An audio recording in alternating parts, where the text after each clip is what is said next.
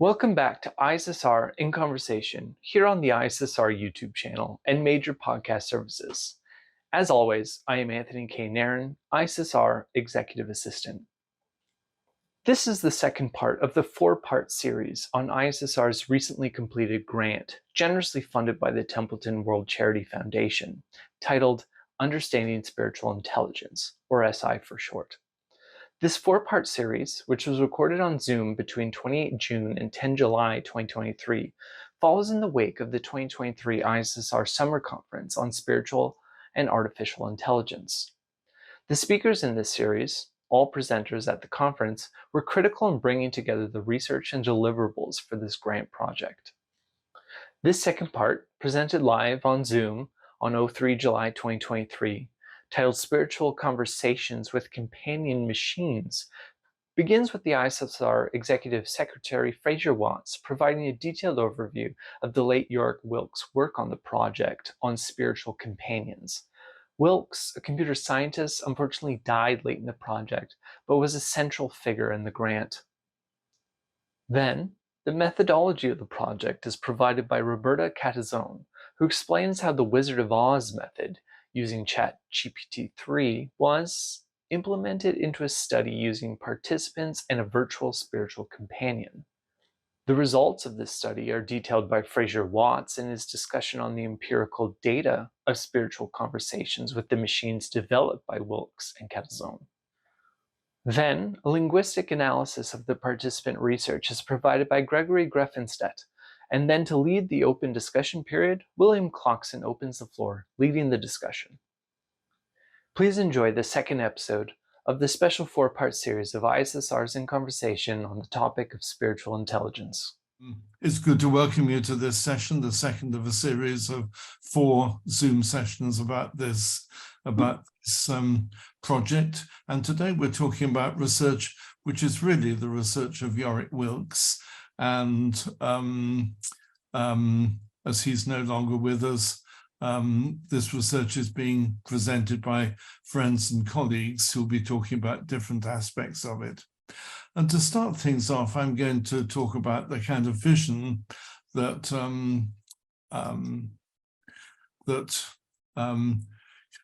Yorick had for building a spiritual companion, an automated spiritual companion. Other people may know more about this, may add more things later, but I'll give my understanding of this. It arose out of work that Yorick had done earlier on in developing a personalized companion for the elderly, and work that was funded, I think, by the EU. And the idea was that an automated companion would get to know its owner really well. So it would be a repository for the owner's memories and opinions and attitudes.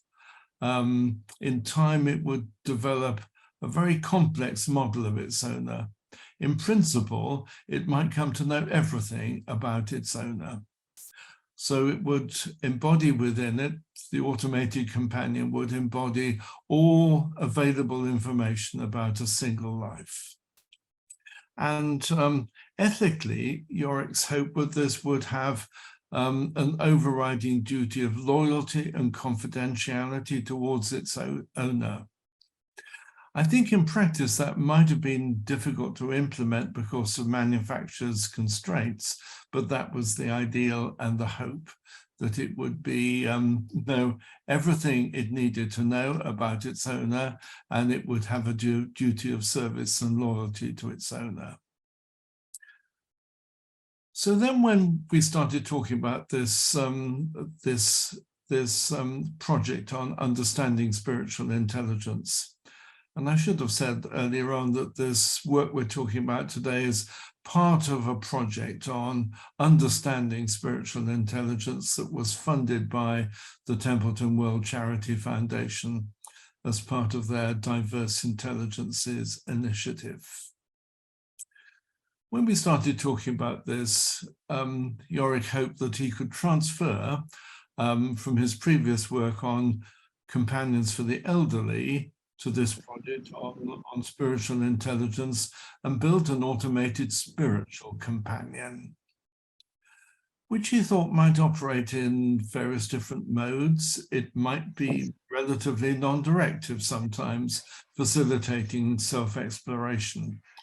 And there was some, as some of you will know, some early work going back to the 1960s from Weizenbaum,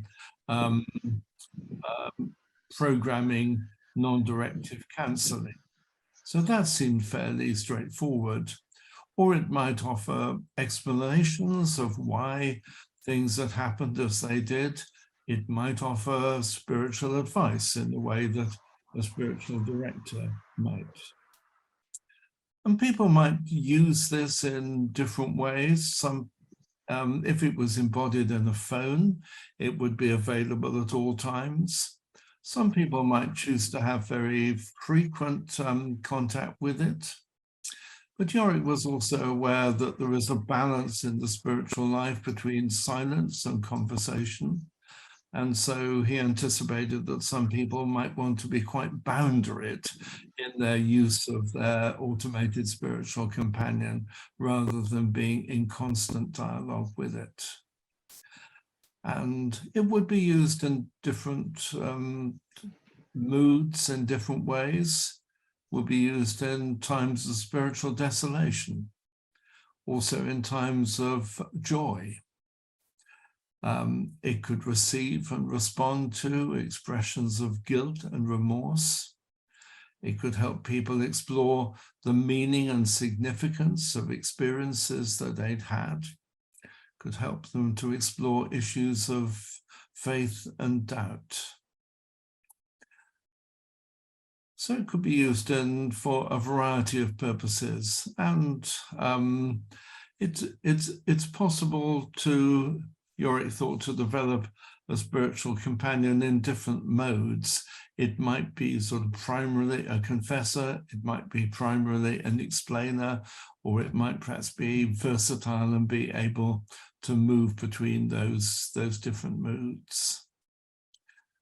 So that was the sort of big vision of where ultimately this work on the spiritual companion might go.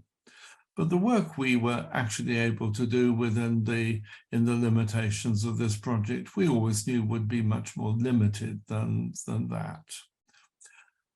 And we started out with some Wizard of Oz research, where people believed they were interacting with a computer, but actually interacting with a wizard, a human being who was masquerading behind a computer interface.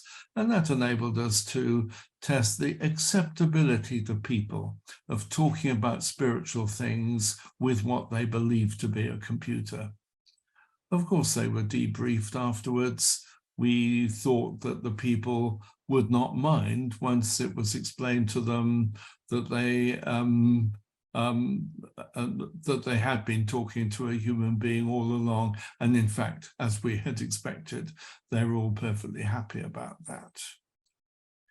Later on, we had intended to use expert systems to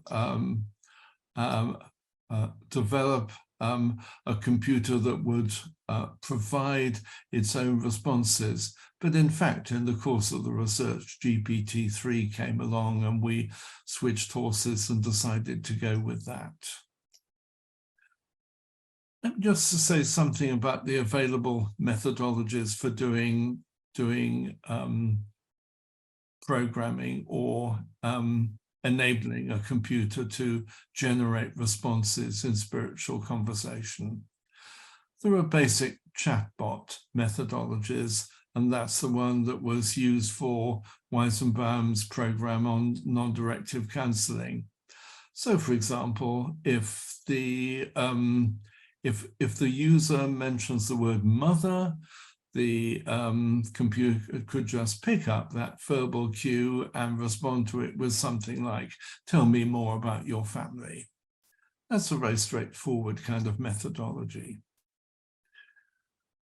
It's also possible to use expert knowledge or dialogue theory and to build that into the programming of the computer. So you take the kind of conversations that people have with human spiritual directors. You would work from those actual conversations back to the scripts that people implicitly seem to be following in those conversations and systematize those into a pre-formal pseudocode that could then be programmed. And my understanding of the work on automated companions for the elderly used a hybrid of that kind of dialogue theory and the chatbot methodology. Roberta knows more about that than I do. That's my understanding. Also now, there is an increasing possibility of machine learning, and that's what GPT-3 uses, of course. In the future, it might be possible to develop some kind of hybrid between machine learning and these other earlier methodologies, but that might be quite complicated and not something that we attempted in this research. So I've explained something about Yorick's long-term vision of where we might be going, and what we actually did in our research with first some Wizard of Oz research and then later some GPT research. And at this point, perhaps I can hand over to Roberta to say something about what actually happened. Sure. Thank you. Okay. Yeah. Okay, good. Yep. So I'm going to talk about the methodology that Fraser was just talking about. Okay. So what we did is we built a system, and I'm calling it the Spiritual Intelligence Companion, because as Fraser said, this comes out of work for what we called the Senior Companion that was part of an EU project. So the overview of the Spiritual Intelligence Companion, the goal was to build a computer dialogue system to talk about religion and spirituality, and get feedback from users about what they thought of the system. Would they be interested in ever using such a system? I mean, we thought this was going to be the best way to try to answer that question. So we chose to use a human type avatar, and we chose somebody from the project, which you'll see in a minute, with speech output. We created two different systems, termed phase 1 and phase 2. Phase 1 was run over Zoom sessions with a human avatar disguised as a computer avatar, as Fraser mentioned, and that's what we told them at the beginning of the project. At the end, we revealed that it was actually a person, not a computer avatar. And phase 2 was a system we built using the most advanced OpenAI dialogue model, which isn't actually GPT-3 or 4, but it's along the lines of GPT-3, I would say. It has an API, etc. And we recruited users for both systems, and we saved all of the dialogue data in both phases, which were then passed on to Greg for language analysis. Let me just try and close that down. And you'll hear more about that in a minute. So let's see, where do we? Okay. All right. Yes. Okay. So phase 1, as I said, it ran over Zoom, and this was during lockdown, some of this, so that was quite handy, where a human was disguised as a computer avatar. And the people that were being disguised were some of the people on the project, actually, some of them theologians, etc. You're probably all familiar with the Wizard of Oz technique, but you basically, there's an element of deceit. People think they're talking to a machine, and when really they're talking to a human. So for phase one, we ran 22 sessions. We had 6 users. The users were Catholics. They were aged between 30 and 70 years old. And they were recruited through an advertisement in the tablet newsletter. They all did 4 40-minute sessions, and that gave us a total of 22 sessions. Why did we use the Wizard of Oz session? It really was to enable us to start right at the beginning of the project before any dialogue system could be built or modified or amended. All the sessions were recorded and transcribed and used as input to Greg's linguistic analysis algorithm, which you're going to hear about. Users believed they were talking to an avatar, not a real person. Users were told at the end that they had been talking to a real person, asked to complete a questionnaire. And overall, the users enjoyed their sessions and were sorry that they were ending. In the phase 2 system, which used the most advanced OpenAI dialogue system, it looks exactly like the phase 1 system, and I'm going to show you that in a minute, the look and feel.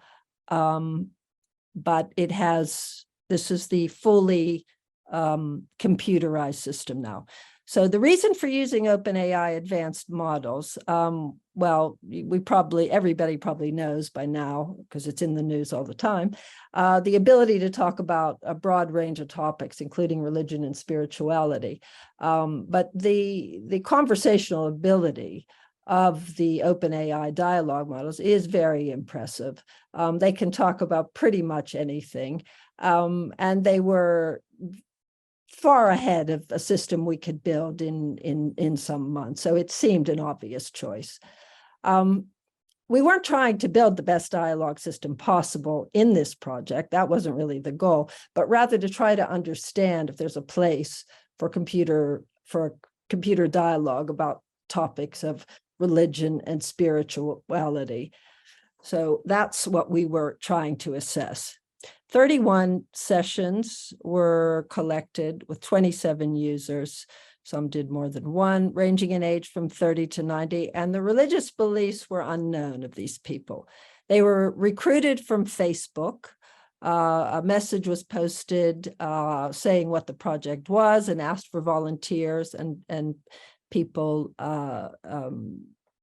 decided to do it. We controlled the number of users because there's a cost associated with each user session using any of the OpenAI models, where the more developed models are more costly.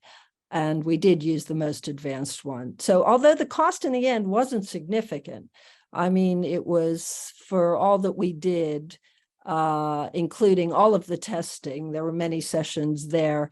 It was $150. So really, but had we put it on a sort of bulletin board or something on the internet, we could have had thousands, and then it would have actually been costly.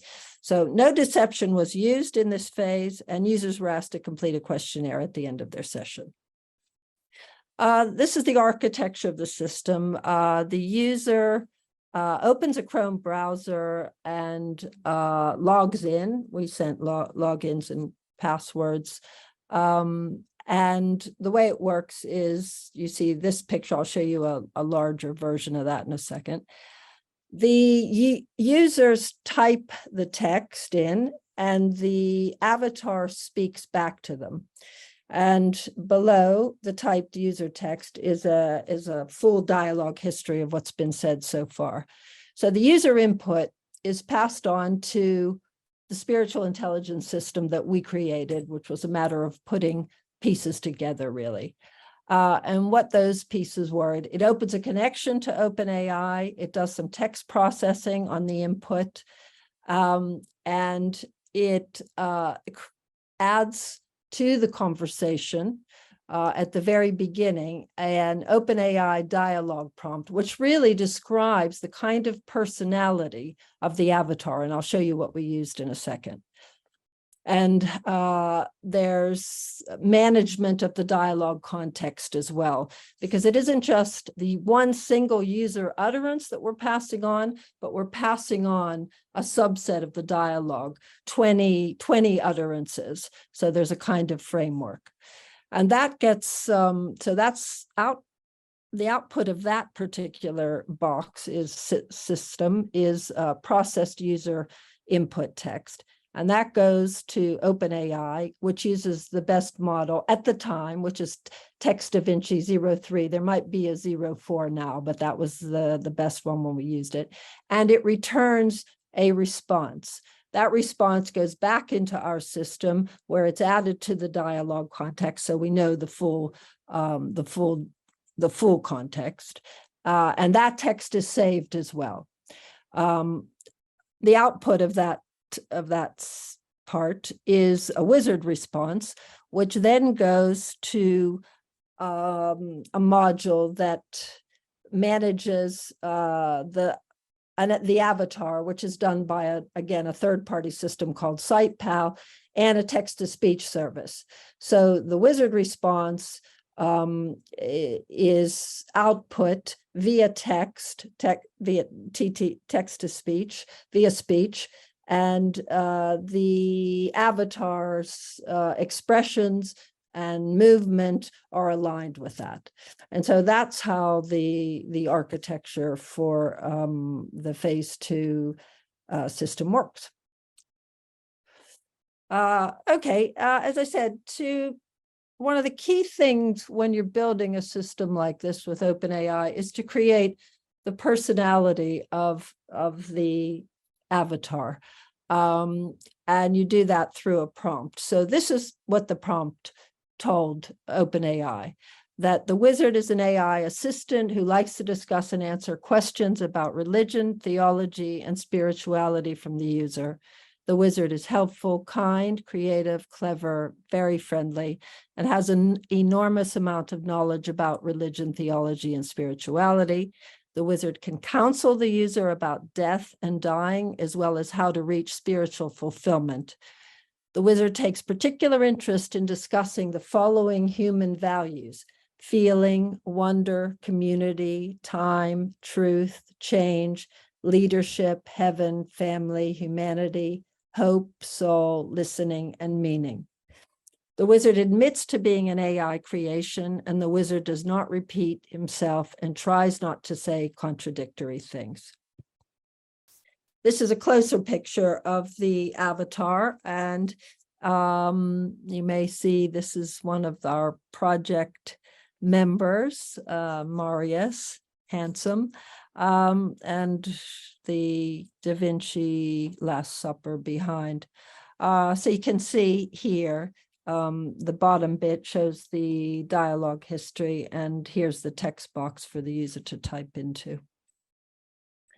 Okay, general findings and personal observations, really.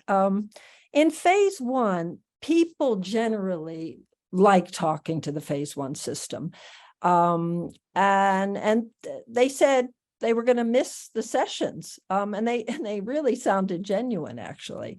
This, when they were over, this surprised me, is there were holdups with network connectivity, and things, Zoom problems. But despite all that, it appealed to them. So it may be that speaking of one's feelings and beliefs can be a great way to understand what one thinks. That's more or less what some of them said.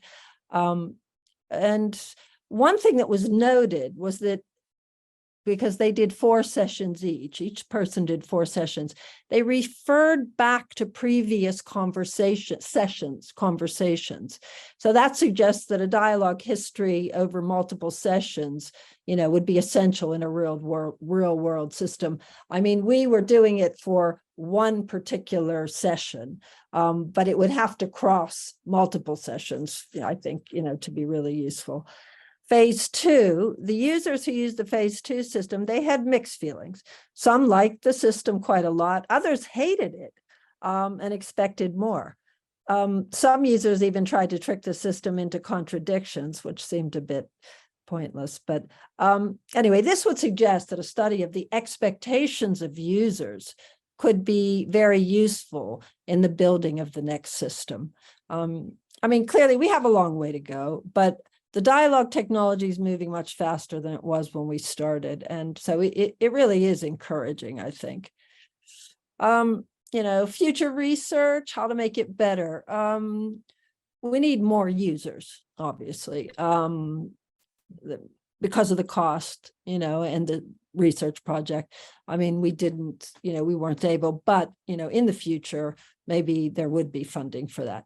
Different interfaces. It would be good to compare user reactions to, you know, companion systems that use different kinds of interfaces. They could be, some could be non-human. One person said, why wasn't there a woman rather than a man, the avatar? And this could also include using typing with no visual interface. Anyway, lots of work could be done here.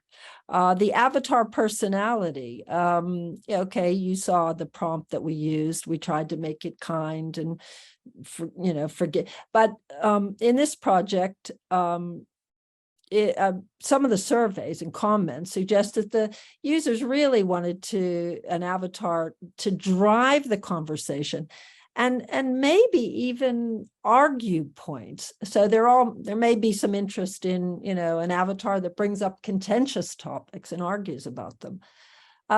There is a possibility for model training. You can train the language model to customize conversational topics, views, and beliefs. It seems straightforward, but it really isn't due to possible conflict with OpenAI models' general knowledge. We tried to do a bit of this. I did a bit of this, but experienced interference with the general knowledge. So more work could definitely be done there. And here's a phase 1 snippet, user enjoyment. If I may, I can just go here and play you this. Can you hear this? Hello. Can you hear that? Can anyone hear that sound? Yes. Okay. How are you today?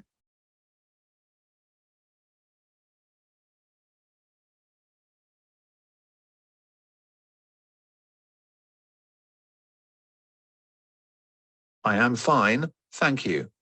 I wonder how you are.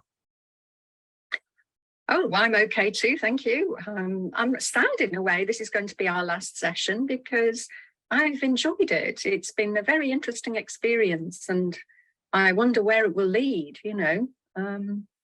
But there we go. Everything in life comes to an end at some point, doesn't it?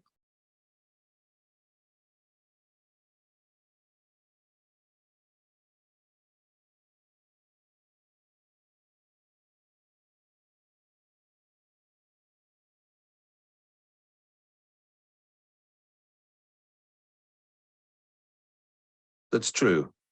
But do say what you have found enjoyable. Oh, I think what's been interesting for me are the questions often that you have posed. After I've finished speaking, I'm never sure which aspect of what I've said you're going to pick up on. And often the questions make me think very carefully about my responses and why I've said what I've said and the deeper meaning of things, you know. So I think it's good, isn't it? It's good to be challenged as to why you say things and why you believe things. Okay, so that came from phase 1, and you know, you notice there were little pauses, a little slow to come back, but that's due to, you know, the fact that it's all running over Zoom and things like that. And lastly, I have just a snippet from the phase 2, which I'll play, and that'll be the end of my presentation. So here it is.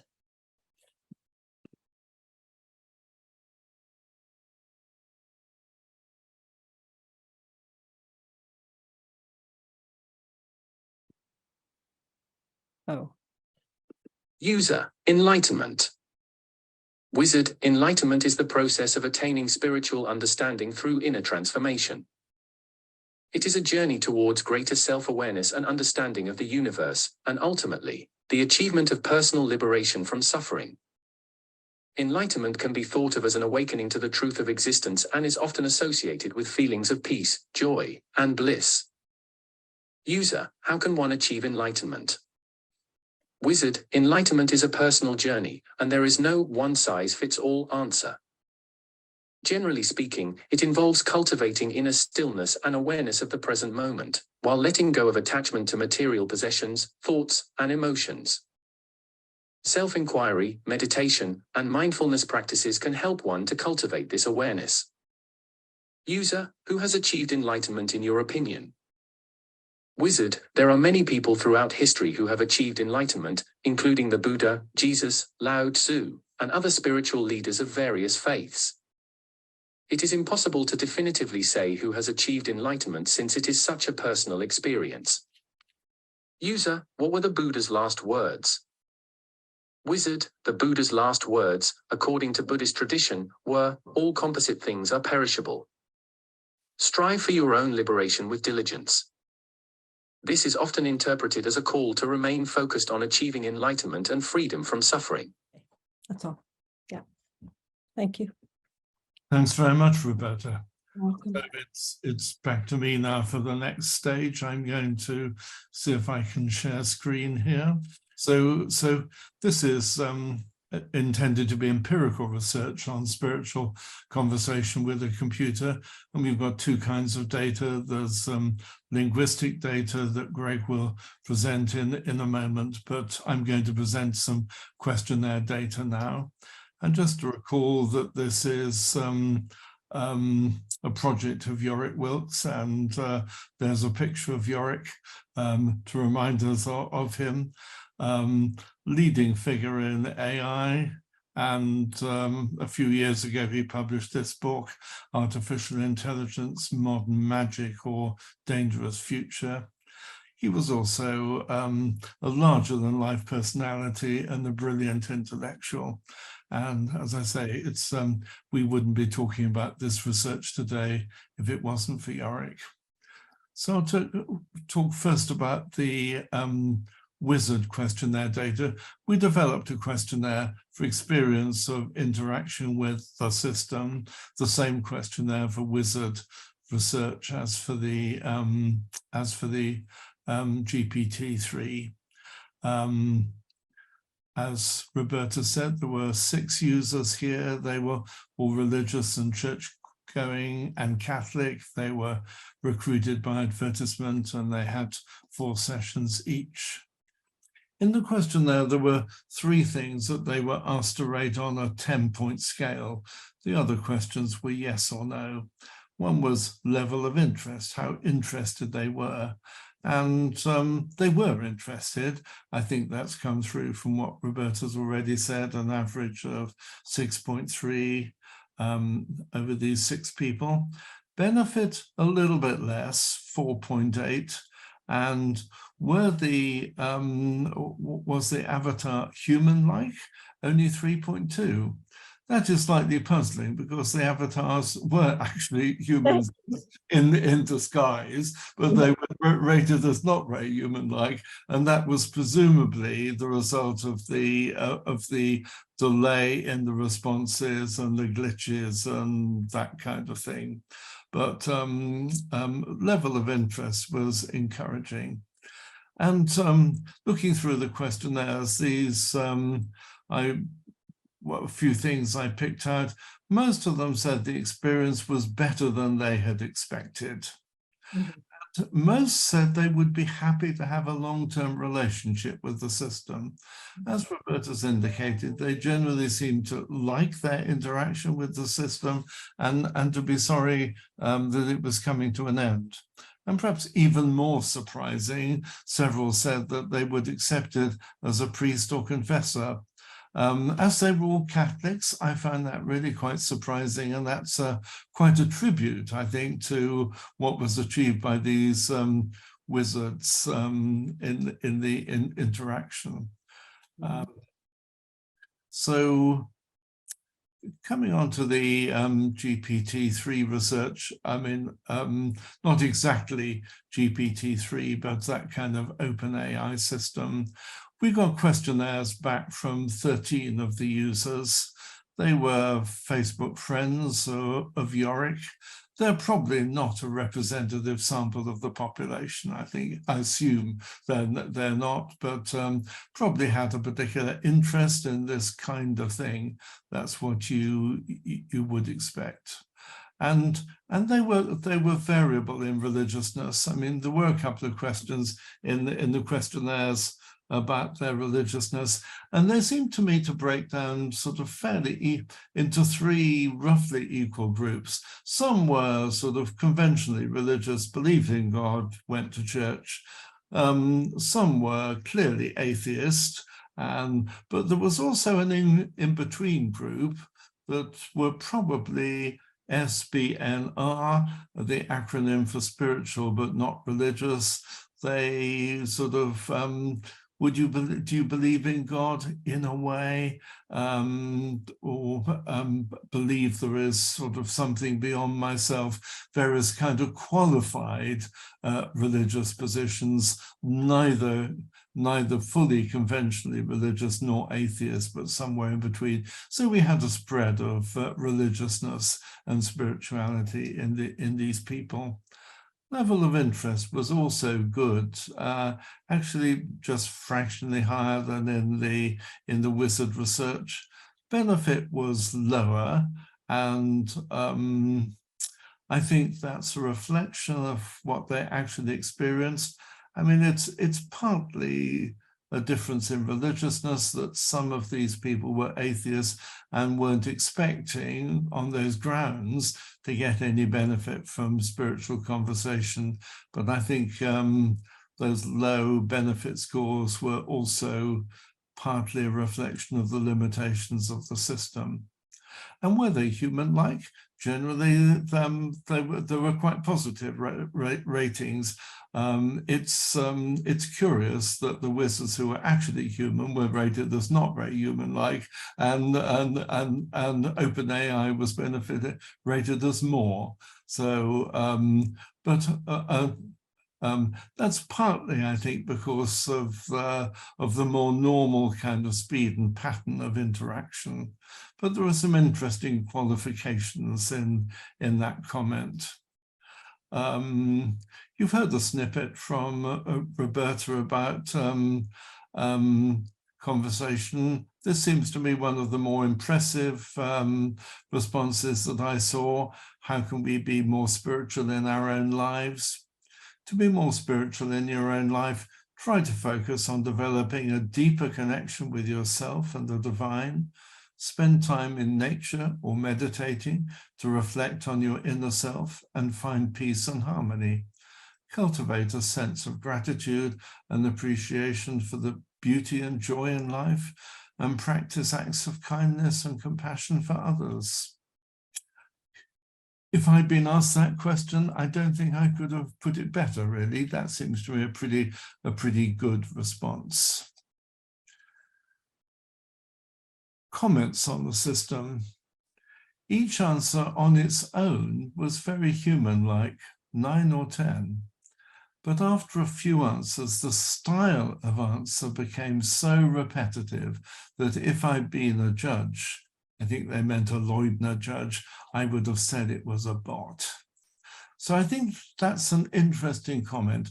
I assume that the wizards have a template for the kind of responses that they should use. And every time they're asked a question, they use the same template, and the template becomes repetitive. And I think that's really a problem, that humans are able to kind of vary the template of their answers in a way that at present the system isn't. And another somewhat similar comment, I find it difficult to get into a more conversational style and felt very much like I was just looking something up. Another comment, this system would have to be vastly improved for human use. There was no real discussion, no probing of my beliefs. I was interested in the snippet from the wizard research that Roberta gave us. One of the things I liked about the wizards is that they did probe and ask questions. I think OpenAI didn't. No probing of my beliefs, no asking why, no showing of any real interest in my individual responses, and no challenge to expand upon my beliefs or explore other points of view. Without a meaningful and engaging discussion, why would a person want to use this program? So significant limitations, I think, superficially convincing if you just have one or two exchanges, one or two questions and answers, reasonably convincing, but over a period of time, it became less convincing. There was another person who commented that they found that someone who'd had more than one session, that they were more dissatisfied in the second session than they had been at the first. But it seems there's some value, even at this level, even where we are in automated spiritual conversation. And this raises questions of sort of when to go to a computer and when to go to a human. And I think from this research, we're starting to get some answers to that. Advantages of computers. One is they're readily available. If you had this on your phone, it could be available anytime. And confidentiality. You can say things to a computer and they go no further, or at least in principle, that ought to be achievable. You're not sort of telling another human being. And computers are a good source of information. People commented that it's like looking things up. It's like an automated encyclopedia that you can quickly and easily get very good expert information about things. And I think computers are also good at facilitating self-exploration. And that goes back to the Weissenbaum work. Giving advice is another thing, but a lot of people use spiritual conversation just to facilitate self-exploration. And I think computers are capable of doing that quite well. The advantages of humans. I think when people have conversation in general, and particularly spiritual conversation, they're looking for a feeling of being understood. And it seems to me that's difficult for a computer to provide. Maybe that will come when the systems have been developed further, but I think it's one of the more difficult things for a computer to provide. People are also looking for a sense of support and connection with another person. And my hunch is this is something you could investigate empirically, but it hasn't been yet. My sense is that you get that much more with another human being in the same room, and then you get various sort of physiological indicators of connections, sometimes synchronization of heart rate and that kind of thing. You don't get any of that, I think, when you're interacting with a computer.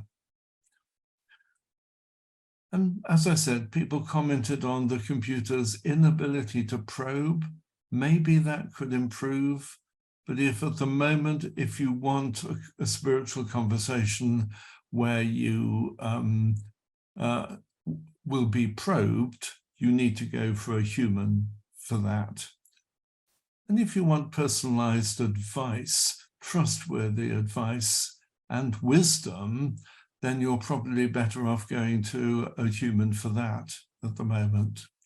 Some of those disadvantages of computer systems may be overcome, but some I think will be quite difficult to overcome. But already, despite those limitations, I think there are significant uses for the kind of computer system we were investigating, and that came out of the questionnaire data. Thank you. So now it's over to Greg to talk about the linguistic data. Okay, so my task was to find out what we could do with this the textual data that came from these sessions. And the question was how to find out how people, well, just sort of statistics about the session, whether people stuck, whether sessions were sticky or not, and what they were talking about during the sessions. So that's what I tried to explore. So as we've seen, there are two types of sessions. One were Wizard of Oz sessions with a human, and the other ones were a dialogue with the OpenAI advanced language model. So this is part of the data. Another data I used is a list of 500 human values from this website. And these are values like caring, celebration, celebrity, chance, change. And the other data I used was a word embedding built by Google over their news database, about 10 billion words. And in the word embedding space, every word is embedded in a 300-dimensional space. And the way that it's built, the words that have some sort of semantic connection are close together in the space. So those were the three things I tried to combine. If you just look at the data of the exchanges, there were, I copied and pasted this on. There were 9, I count the number of exchanges between the user and the wizard. In the first case, where we had open a Wizard of Oz experiment, and there were between 9 and 68, and that, I'm sorry, this data isn't right. And the number of exchanges when the OpenAI cases were smaller, people didn't talk as long, and when the wizard was a human, people gave up to 68 exchanges where the user said something and the wizard responded. But there were much less of that in the OpenAI case. The average number of exchanges when in the first column was the Wizard of Oz was 35 statement responses for each session, and the average number was, I guess it was about the same, 33 statement responses per session when it was the OpenAI. Mm-hmm. But one difference is that with the human, people spoke, and I only counted the words that were spoken by the human, between 600 and 7,000 words during one session, with an average of 2,700 words being spoken. So people were engaged in it. In the OpenAI session, the average was 800 words. The maximum was 800 words, and the average was 300 words. So the sessions might have had about the same number of statements, but people were using less words when they were talking with the real AI. In the case of the human Wizard of Oz case, people spoke more words in the last 2/3 of the session than in the first third, as if they were sort of getting into it and they would have more exchanges. This didn't show up as much in the AI case. There were slightly longer exchanges as the session went on, but then it sort of dropped off in the final third. So it seemed people were more interested in talking with a real human. It's one thing we can just determine from that. Now, to get back to the data and what we can do automatically, I took each one of those 500 human value words and took its point in the embedded space. And then I mapped every word in the session to the closest human value. And then I calculated the frequencies of the human values in the beginning, middle, and end of the session. And here's an example. Before the example, so I said Google embedding, each word is a point in a 300-dimensional space. And so every word that the person uttered, removing all the stop words, was mapped to the closest human value. For example, the word speaking was closest in the word to X space, in the embedded space, to listening, which is one of the 500 human values. and each word had a certain distance. So for each of the transcribed sessions, so the 22 from the first phase and 34 from the second phase, I removed all the lines automatically identified as wizard utterances. I split into words and removed all the stock words and mapped the remaining words into the nearest human value from the embedded space. So for example, in the sentence, and you know that I have said that I have found lockdown more spiritually challenging and more spiritually interesting than difficult or unpleasant and damaging in ways to my faith. So after the first steps, the empty words are removed, and we have things like lockdown, spiritually challenging, spiritually interesting, difficult, unpleasant, and risk. And below in uppercase letters, you find the human values those words are mapped closest to.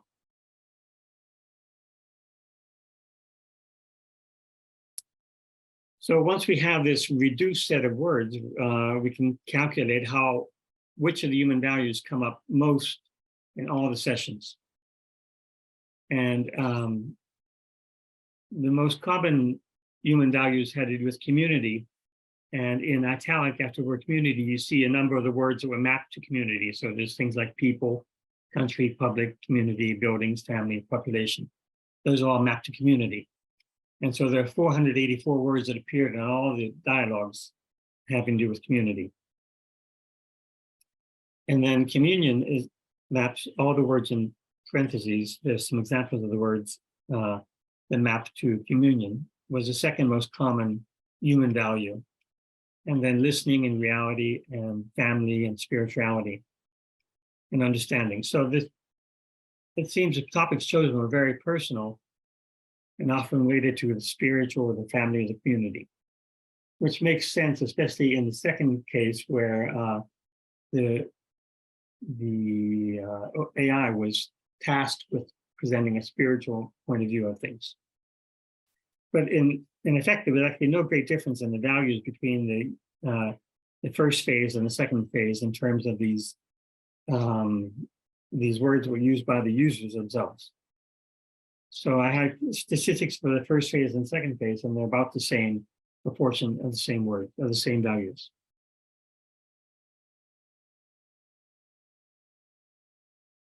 If we divide the sessions up into thirds, we can calculate which topics were more discussed at the beginning and which topics were more discussed in the middle and more discussed in the end.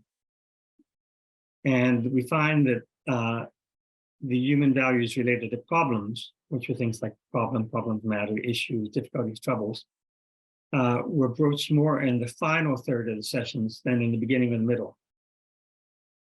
So this is something that naturally occurs anyway. When people talk, it's toward the end of the session where they start talking about the real problems. In the beginning, people talked about spirituality, adversity, change, and health, and gradually abandoned these somewhat descriptive topics as they progressed into more personal areas. So there's not much data to work with, but we can say that people spoke longer and longer sentences as the sessions went on, which demonstrated at least an engagement with the spiritual companion. And the topics generally touched upon globally about spiritual, family, and community, and became a little bit more personal toward the end of the session. And that's what I could find from that data. Thank you. Thanks very much, Greg. So that's the end of our presentations, but now we move towards discussion. And before we get into general discussion, I'm going to ask William Clarkson, who's a project member, to open up the discussion with any comments he'd like to make. Hello, and thank you very much, Fraser. Also, thank you to the speakers, and I have to say, particularly, it's good to see Roberta on Zoom again. So it's good to see you. Now, I made a few notes about things that occurred to me during the meeting, and First, I liked the fact that Roberta picked up the point that interacting with the wizard over multiple sessions underscores the importance of having a user model.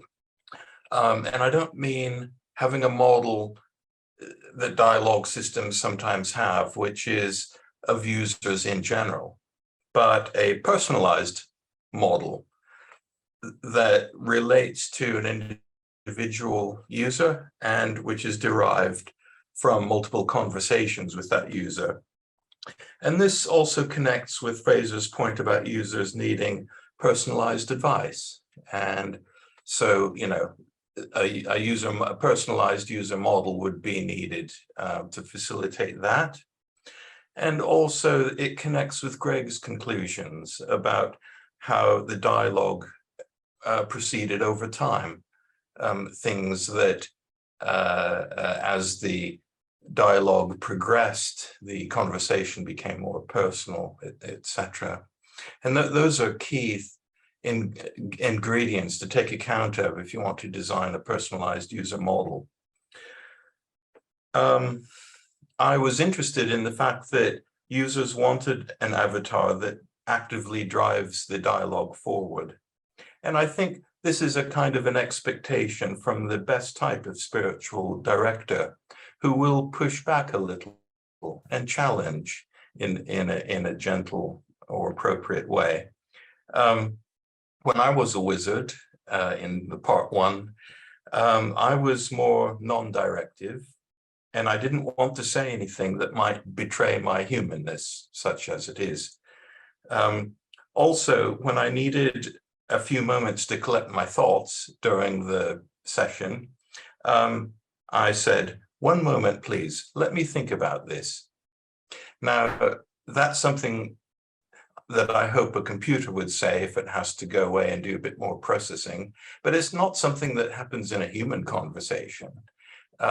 Human conversation will fill in, you know, with some more improvisation and stuff like that, and or maybe elicit more response from the user. And I didn't want to do that. I actually wanted to collect my thoughts and think about what a good answer would be. And so I said, you know, let me think about this for, you know, okay. Now, and so that probably wouldn't happen in a real conversation. And so I'm probably one of the wizards who scored very low on the human dimension. I also became aware that the user that I was given had some serious personal issues. And I didn't want to get drawn in on those to discuss them in depth, as the user would eventually find out that they weren't talking to a machine after all. And so I needed to preserve a little bit of the illusion for the sake of the sensitivity of the user. I'm not surprised by the user reaction to the phase 2 wizard, the large language model. The phase 2 wizard seems to be very didactic in the way that it responds to the user, and not at all characteristic of a real spiritual conversation. And that's not surprising. GPT summarizes material from the internet. That's all it does. And somebody wrote that, or wrote the base material, if you like, that Fraser quoted as the ChatGPT response, a very good one, as we agree, to the spiritual direction question.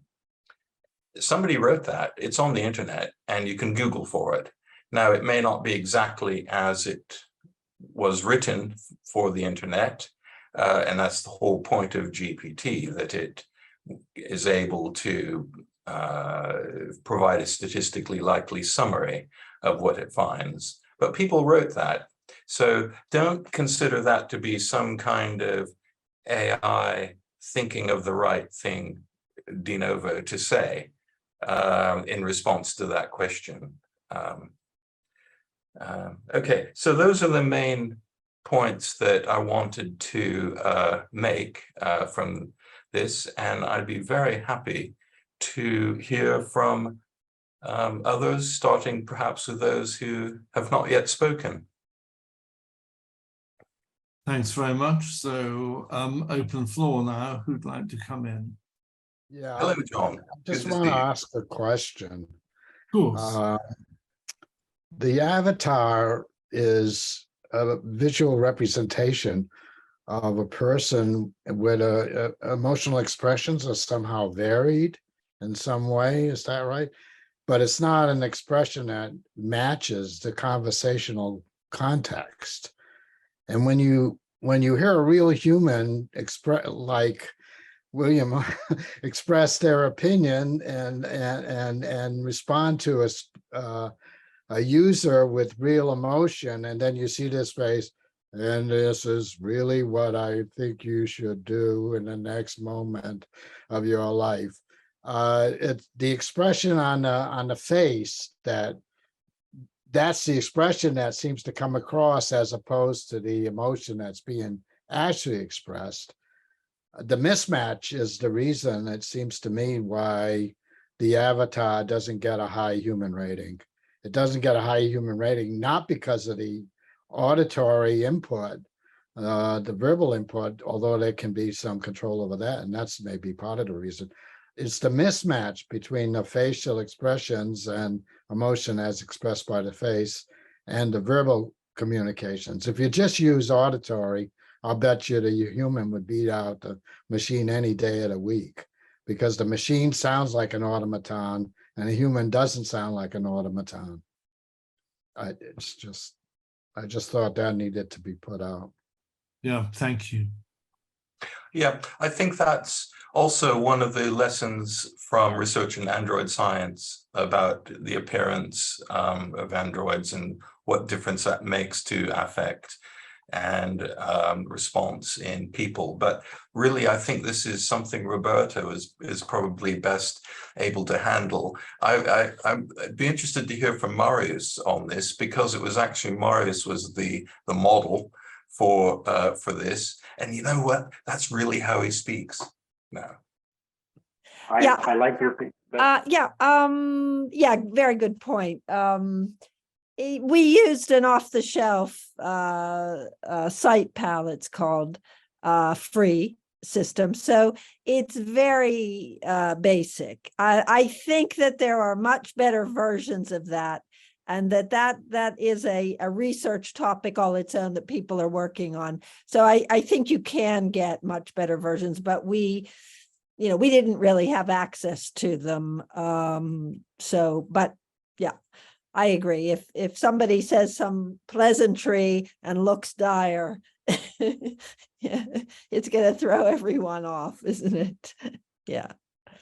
In the questions, we had quite a few comments about the avatar.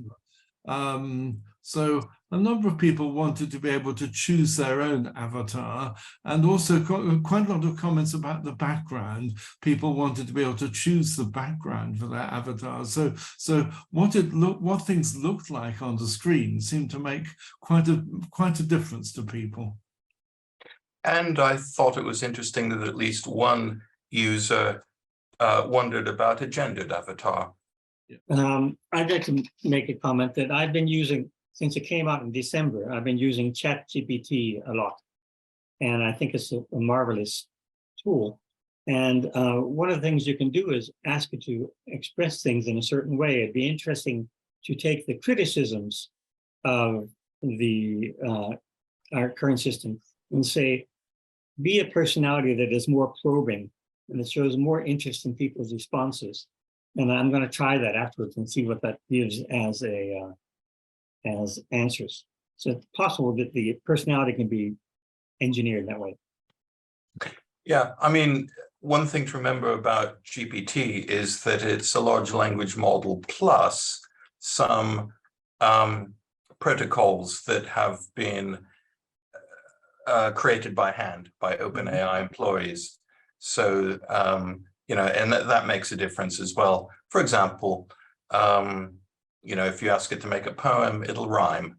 Poems don't have to rhyme, but the ones that GPT-3 does do. Yeah, I've used it a couple of times. So in one of the gigs I do as a jazz guitarist, we were going to perform Little Wing by Jimi Hendrix, and it only has 2 verses.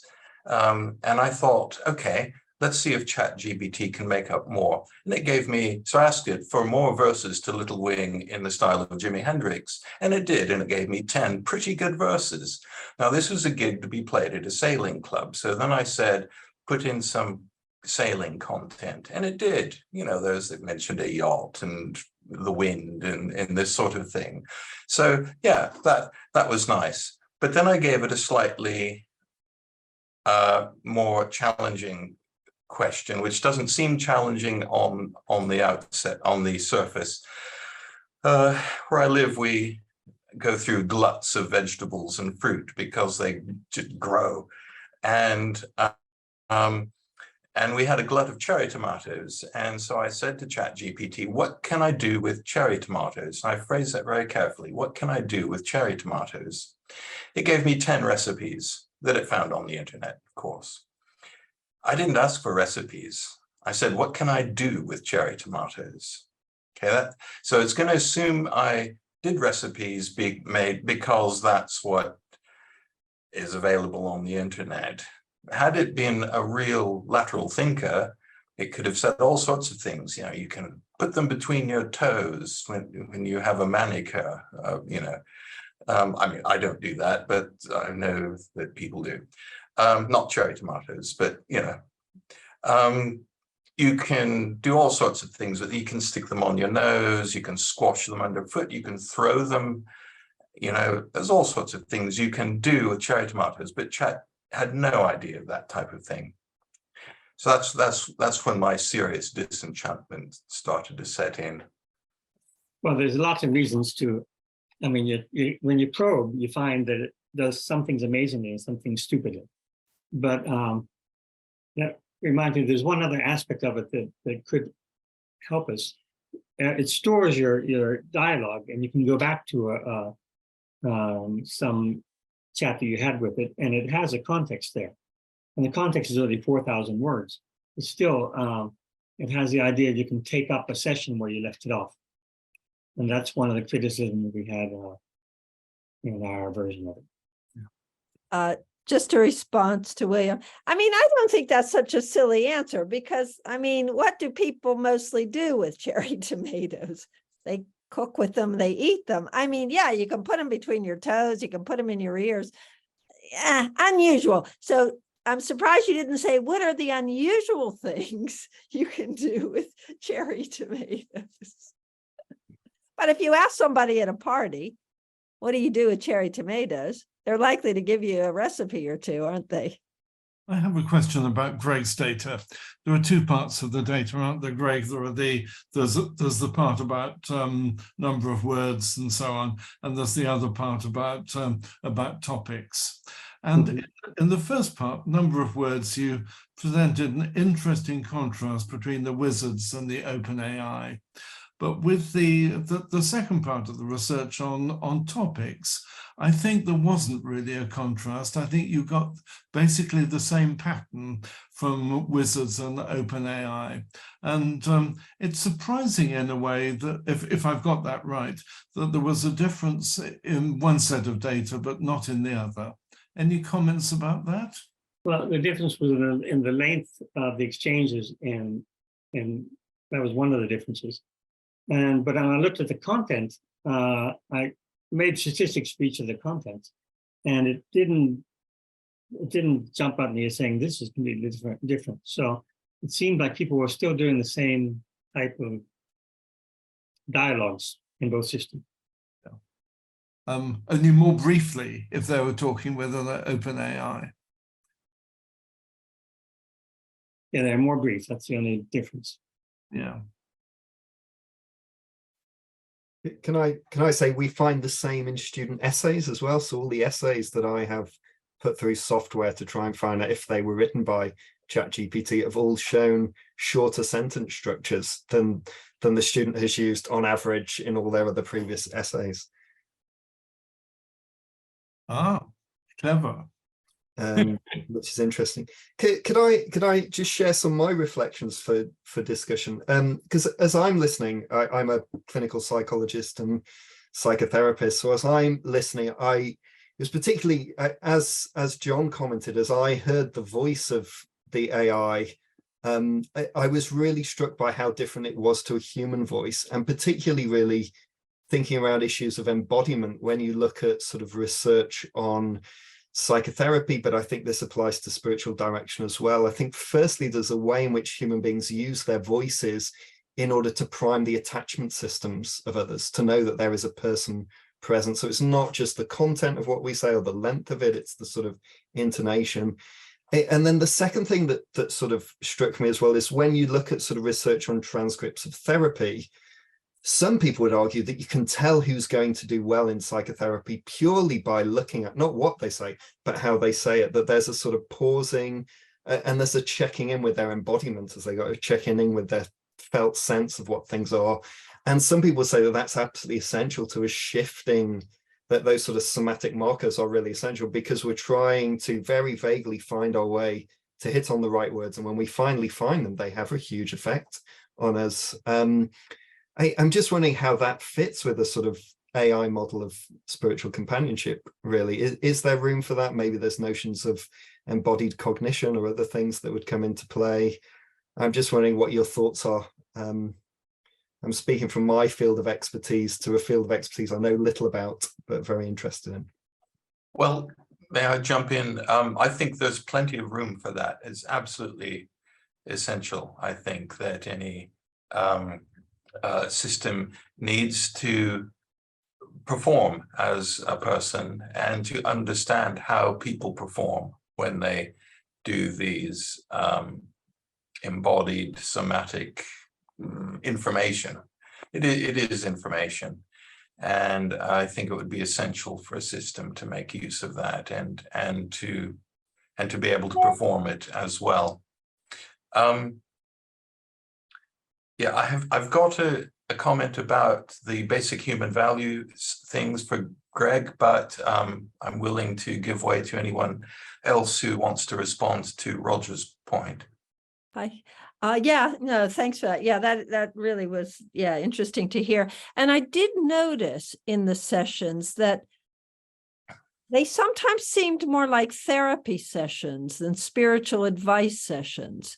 And so that, makes me wonder, they're naturally close, I guess, these two sorts of things. So if we're going to build a spiritual advisor, we need to look carefully at how it's different from therapy. And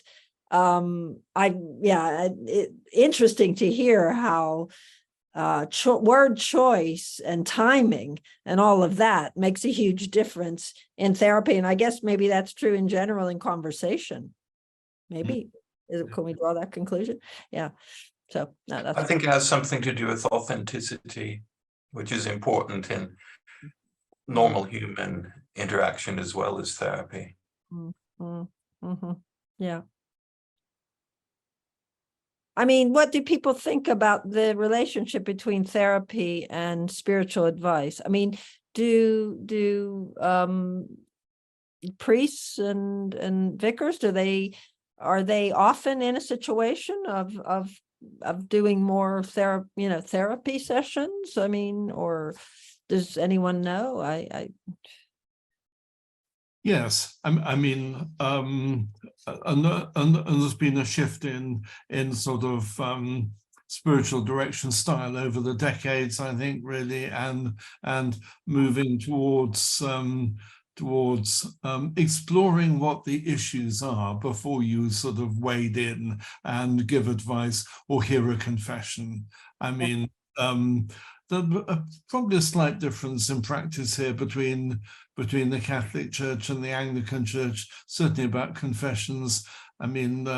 Catholic confessions are still quite often, I think, just hearing a confession and in a fairly sort of stereotype kind of way. But most Anglican priests, I think, if asked to hear a confession, would want to have a chat with the person first and understand what they were dealing with before they went sacramental and heard the confession and pronounced absolution. So I think there's been a significant shift in that direction gradually since the middle of the 20th century, I would say. Interesting. Yeah, and I would kind of emphasize that even more in my ministry in the Church of England. There's not a lot of call for the formal sacrament of reconciliation, but there is a lot of chat which might otherwise be used in that context, but it takes place, you know, in a quiet corner somewhere, or even, you know, somewhere where there are other people about but not listening, and it has many of the characteristics of sacrament of reconciliation, but maybe without the formal trappings, if you see what I mean. I think it's particularly powerful to have both, actually, to start with chat and then to move into prayer or sacrament after that, which kind of consolidates what has been said in chat in a different kind of way and considerably enhances the impact and transformational power of it. So, I mean, there's been a bit of discussion of this in pastoral psychology literature, but my sense is the combination is particularly powerful. Yeah, I agree. So after that, perhaps, William, we can come to your question to Greg, or your comments about the semantic analysis. Right. I liked using the list of basic human values as the keywords for the word analysis, and it was interesting that you started with the 500 that one can find online. That was interesting. I'd be curious to know what would happen if you started, instead with 500, you used Shalom Schwartz's 10 values. He has 10 basic values, which over research over decades, he and his colleagues have sort of distilled down a kind of a cross-cultural analysis of lots and lots of value words, but he's boiled it down to 10. And it would seem to me that there might be stronger correlations with a smaller set of values because there's less to choose from, and so it's kind of, if you're using a winner-takes-all updating strategy, it might be easier to implement. Yeah, you mentioned that last time, and I did try that. So I took those 10 values and tried to find their points in the embedded space, and it didn't give results. One reason is that words can be very far away to the nearest one of those 10 values. And so it'd be much more complicated to eliminate the words that didn't connect up with the real value. And I wasn't able to get any results that looked meaningful to it.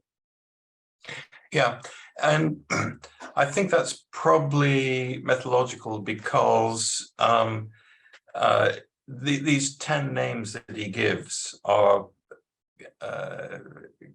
sort of there's power, achievement, hedonism. Yeah, that's right. But each of those 10 names is stands for a cluster of related names, and those, I guess, come from the 500. And so I guess that's right, that you would be looking for words that appear in the clusters from which those 10 names stand for, rather than the 10 names themselves. So yeah, I guess that would be right. The 10 names themselves might not be as meaningful in the semantic space. And I think he even tried to take those 10 categories like power and hedonism and then associate a number of words to them and then take the average of that point as a point in space. But I didn't get results that looked interesting. Yeah. It might require massive amounts of data to do that. That's true. Greg, while we're throwing possible schemes at you, have you done anything with the VIA inventory of strengths, which is the other place I would go for value words or positive qualities, if you like? No, I didn't. No. But I could try that. Yeah, it's one of the areas that I've done a lot of work in, and I've found almost there's barely a subject under the sun that I can't attach somewhere somehow to that those sort of 24. And also the way they were put together is that they increased as many synonyms as they possibly could for all 24 of the strengths, which then again it means that every single strength is actually a world of its own, really, on some level. But yeah, send me a pointer to that, please, and I'll look at it. Just if Schwartz comes up, I always think that Peterson and Seligman should get a mention as well. Is that the VIA inventory, Roger, that you're talking about? That's right. Definitely. Yeah. Values in action inventory, I think it's called. No, it's what they call an orphaned acronym. It used to be called Values in Action, but they now just call it VIA, and they've forgotten it was ever called anything to do with values. Right. I think because they changed the philosophy behind it ultimately. Yeah. We're perhaps moving towards the end of our discussion. We've allowed quite a chunk of time, but it's up to us how far we want to go with it. There is plenty of time if there are more questions that people want to raise, but also we can draw things to a close. John, do you want to come in? Good. Well, about the future, it seems to me that the recent developments in the chat thing is that you can correlate pictures with words, and you can use the picture. Well, at least you can do pictures, and you can do words. And if you had correlated pictures with words, and you had, for instance, something like the wizard setup, where you actually had a communication with a human, and you actually had the facial gestures of that human interacting with you, and you collected that as the database on which to develop a version of the AI program that would use maybe none of the background information of OpenAI, but a whole bunch of therapy sessions that had actually, not therapy sessions, spiritual sessions. I'm a psychologist. I did conflate those two terms. Spiritual sessions with real actors. I wondered if that way of training the AI system could possibly affect the creating of avatars, synthesizing avatars that actually had facial expressions from a particular act to begin with, but those expressions that correlate with the emotions being expressed in a language, the way that kind of language is used in the spiritual intelligence activity of the actual wizard spiritual leaders. I think that would create avatars that are much more convincing than the kind of setups that you have a visual avatar that doesn't have any expression that correlates with the emotions being expressed in the language of a real speaker, and you could replace the kind of boring language of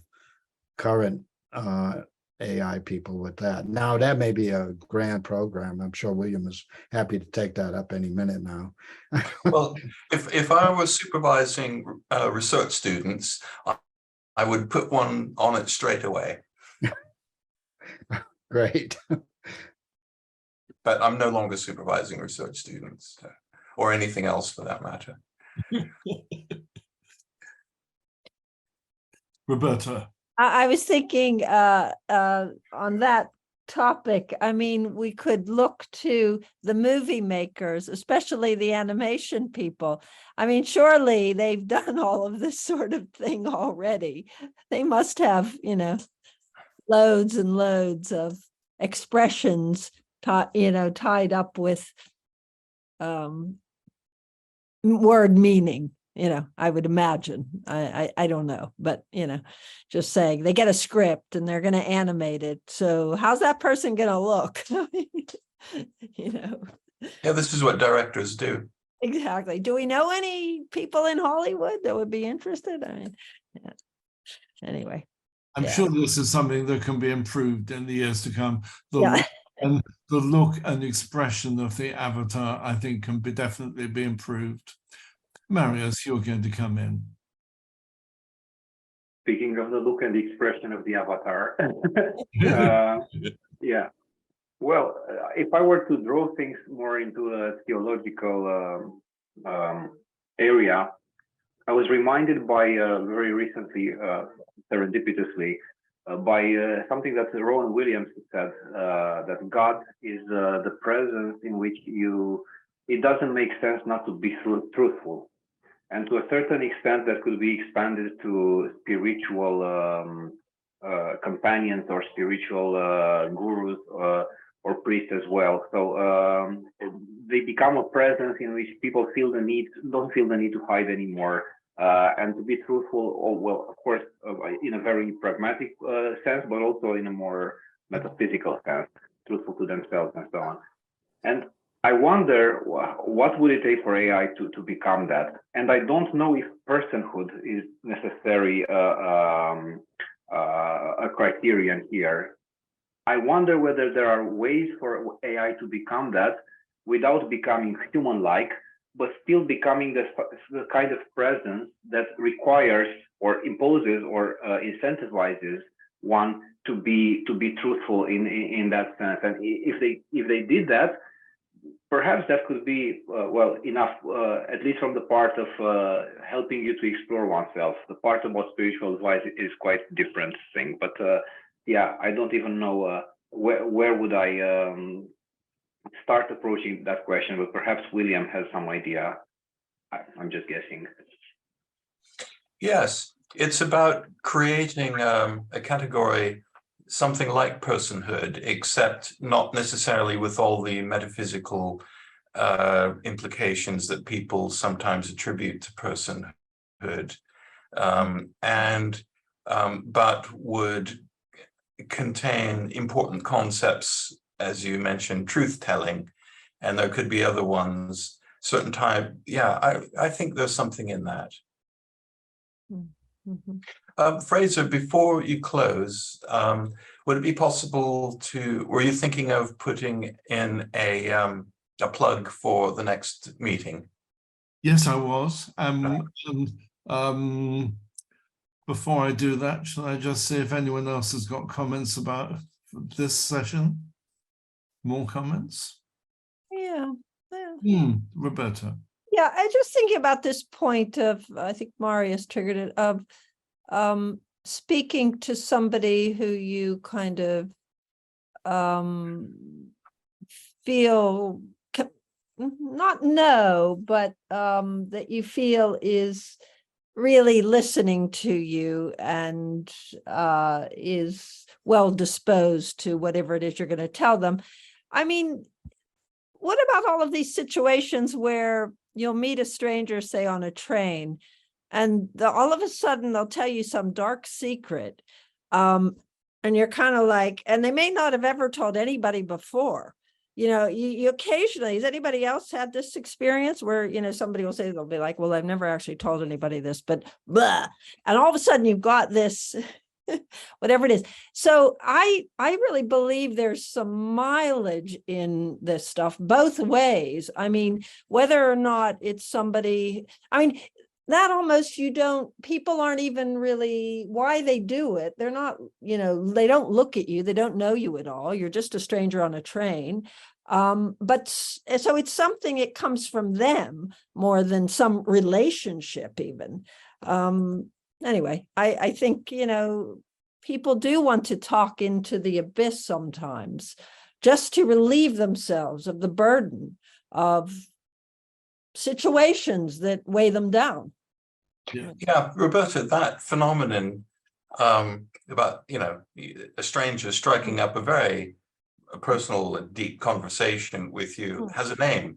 And in the neurodivergence community, it's called oversharing. Oh, okay. Okay. I see. Yeah. Okay. But people seem to do it and want to do it. So, I mean, there may be something here. I mean, along those lines as well. I do. My observation would be that does happen to some people more than to others, though, Roberta. So I do know friends who it seems to be a regular occurrence for them, and other people who I'm pretty sure it never ever happens to.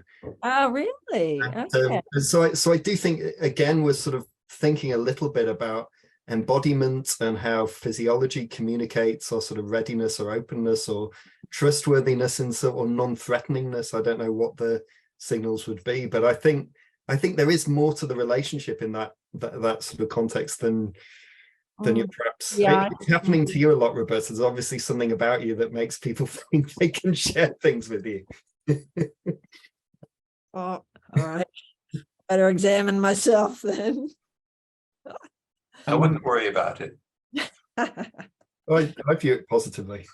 Okay. I think individual differences come into this as well. And the most of people who want to share in this way, there are some who would rather do it with a human being and some who would rather do it with a computer.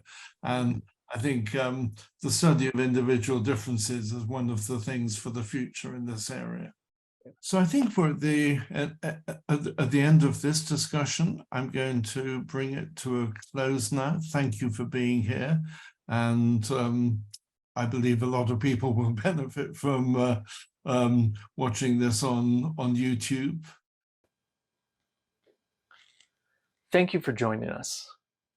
Please watch the ISSR YouTube channel and podcast for the next 2 episodes and future episodes of ISSR's In Conversation and other special content related to the field of science and religion.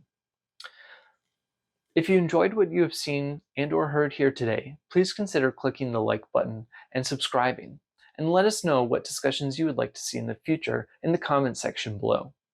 Make sure to see the rest of the content we have posted on our channels and on our website for more academic discussions and content related to the field of science and religion.